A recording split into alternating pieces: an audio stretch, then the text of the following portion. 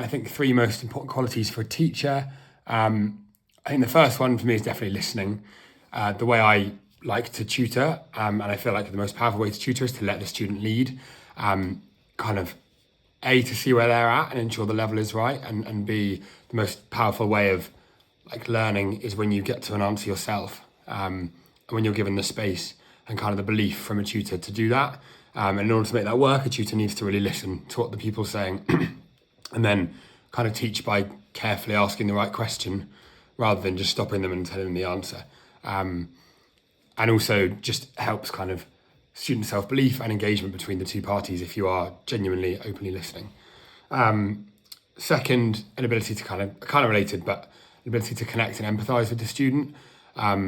Ensure you're not just kind of over teaching or teaching what you want to teach. Same as making sure the student answers the question that is asked. You need to tutor what is in front of you.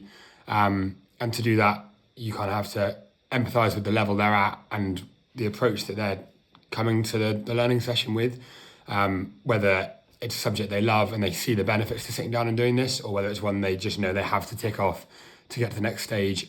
And you should, I think, tutor accordingly. It's no use getting on a moral high horse and saying you should absolutely love English literature if you're hoping to become a chemist and hate English literature. That's fine. That's part of the process. So really connecting on a level with that. And finally, I think the most important thing a tutor can bring to a student is like you set up their whole approach and relationship with learning. So if you have enthusiasm for the content and for kind of the idea of learning, that will shape their whole life potentially and the way they look at learning new information and growing. So enthusiasm, I think, is like so key. And also if a session's enjoyable, if the tutor seems to be enjoying themselves, like surely it makes things easier for everyone, and the student will feed off that.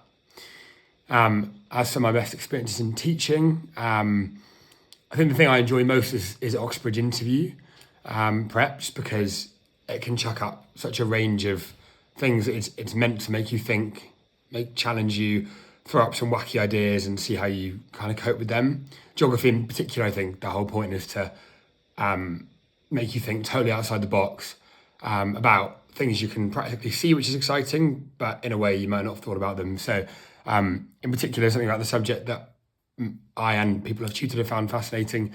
A question I often bring up is nature natural?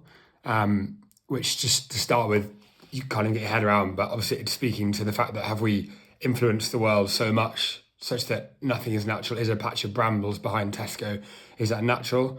Even national parks, we've set them aside ourselves, we've defined them as a thing, as a concept. Is that natural?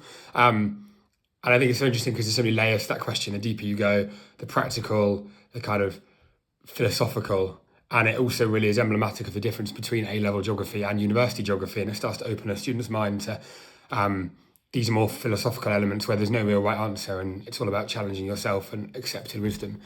So you get a lot of kind of light bulb moments when that question gets up. A lot of angry students as well because they're like, that makes no sense. But when we talk through it, it's like, oh, that is quite cool. So yeah, that obviously really excites me, but there's plenty more as well down the levels. Why did I get into teaching? Well, my dad was a headmaster and then a careers advisor and like lived and breathed teaching. He passed last year, or earlier this year in fact, and he's always been a bit of a hero of mine. So I kind of always had it in mind that I wanted to do teaching. I'm not a full-time teacher. I work in climate change. My dream, having kind of woken up to climate change, my dream is to do something about it. I want to go to work for the government, going to big international conferences and kind of trying to help encourage countries to cut their emissions. But I'm sure at one point, hopefully when we've saved the world, I will return and become a teacher full time. But at the moment, I started during my undergrad doing a lot of tutoring as a pretty enjoyable way to earn money, did a bit alongside my work, and now I'm starting a master's in climate change and development and policy. So pretty obvious way I need to fund myself through the year.